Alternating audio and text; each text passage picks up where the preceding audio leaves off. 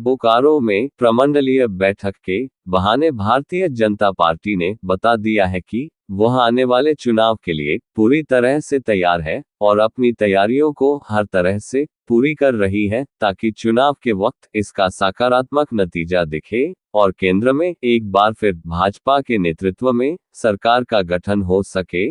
बोकारो में भाजपा का उत्तरी छोटानागपुर प्रमंडलीय स्तरीय बैठक में भाजपा कार्यकर्ताओं ने विरोधियों को परास्त करने की रणनीति पर भी गौर किया। इस बैठक में उत्तरी छोटानागपुर के विभिन्न जिलों के सांसद, विधायक, पार्टी के प्रदेश कार्य समिति के सदस्य, विभिन्न मोर्चा व मंच के पदाधिकारी के अलावा पूर्व सांसद, पूर्व विधायक और पूर्व मुख्यमंत्री बाबूलाल मरांडी, राज्यसभा के सांसद व प्रदेश महामंत्री आदित्य साहू ने भी हिस्सा लिया। मुख्य अतिथि के तौर पर केंद्रीय मंत्री अन्नपूर्णा देवी भी शामिल रहीं। इस बैठक में अतिथियों ने चुनावी टिप्स से कार्यकर्ताओं को जहां उत्साहित किया, वहीं अपनी बैठक में झारखंड की सरकार को आड़े हाथों लिया। इस बैठक के दौरान कांग्रेस के सांसद राहुल गांधी की सदस्यता खत्म होने के मामले को कानून का काम बताया गया, तो यह भी संकेत दिया गया कि अगली बार भी पार्टी नरेंद्र भाई मोदी के चमत्कार को आजमाकर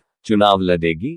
इस बैठक में माना गया कि मोदी जी के चमत्कार के कारण ही आज देश का नाम देश दुनिया में हुआ है और भारत को गर्व करने का अवसर मिला है। मैं अपने स्तर से करवाया हूं और शेष कल की जो कार्यक्रम है अच्छा से अच्छा हर एक जगह हर क्षेत्र में देखें तो एक चूँकि ग्रामीण एक गरीब कांग्रेस का हमेशा से रहा है। ये तो एलिगेशन लगाने की इनकी आदत सी पड़ गई है। देखिए, सबसे पहले तो जिस तरह से एक गरीब का बेटा देश का प्रधानमंत्री बना है, शायद ये कांग्रेस पार्टी को हजम नहीं हो रहा है। और जो भी कार्रवाई हुई है कानून के तहत हुई है, कानून सम्मत हुई है और कानून अपना काम करती है। हर कोई इस चीज को ये कहता है कि कानून का सम्मान करते हैं, लेकिन वो भी जो प्रक्रिया थी, प्रक्रिया जो भी वांछित प्रक्रिया अपनाते हुए ये सारे काम हुए हैं। और निश्चित रूप से जो ये कांग्रेस का हमेशा से रहा है, ये तो एलिगेशन लगाने की इनकी आदत सी पड़ गई है। लेकिन कुल मिला के देखें तो किसी को भी आदरणीय प्रधानमंत्री श्री नरेंद्र मोदी जी शायद रास नहीं आ रहे हैं।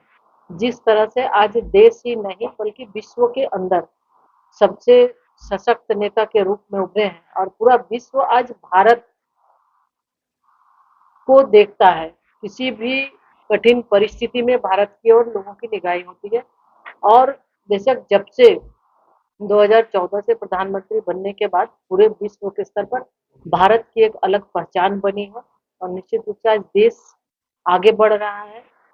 हर एक जगह हर क्षेत्र में देखें तो एक क्योंकि ग्रामीण एक गरीब परिवार से आने की वजह से क्या लोगों की आवश्यकता है उसको देखते हुए अगर एक तरफ प्रधानमंत्री आवास बन रहा है तो दूसरी तरफ अपनी सांस्कृतिक धरोहर को भी मजबूत कर रहे हैं। आप एक तरफ देखें तो जब देश की इकोनॉमी बढ़ रही है तो निश्चित रूप से पूरे विश्व में भी भारत का एक अलग स्थान, एक पहचान हो रहा है।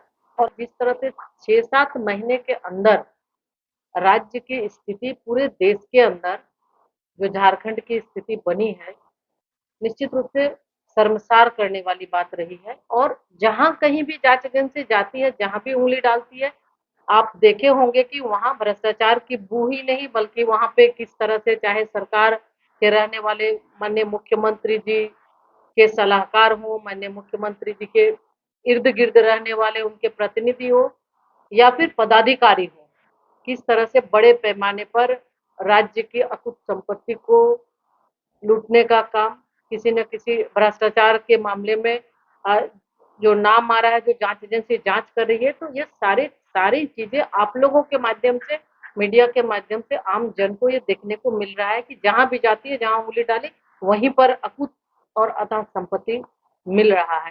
तो निश्चित तौर पे एक झारखंडी होने के नाते, झारखंड प्रदेश के होने के नाते ये बहुत ही ज़्यादा, सिर्फ हम खुद को नहीं कहेंगे, सभी लोगों को शायद ये बिल्कुल अफ़सोस होता है कि जिस तरह से इस सरकार के आने के बाद भ्रष्टाचार चरम सीमा पे पहुँची है। सब कोई बिना अधिकारी किसी के कंट्रोल में नहीं है। आज हमारे युवा दर दर भटक रहा है। हम सरकार के द्वारा वादा किया गया नौकरी देने की बात की गई, यहाँ के लोगों को 32 खतियान की चर्चा इन्होंने की।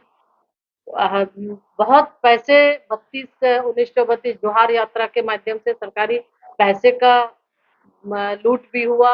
लोगों को जिस तरह घूम घूम के हर जगह बताया गया, लेकिन आज हुआ क्या, ढाक के 3 पात। आज हमारे युवा रोड पर है। जब युवा अपना अधिकार मांगते हैं तो उसे लाठी और डंडा उसको दिया जाता है। तो आज यही वर्तमान स्थिति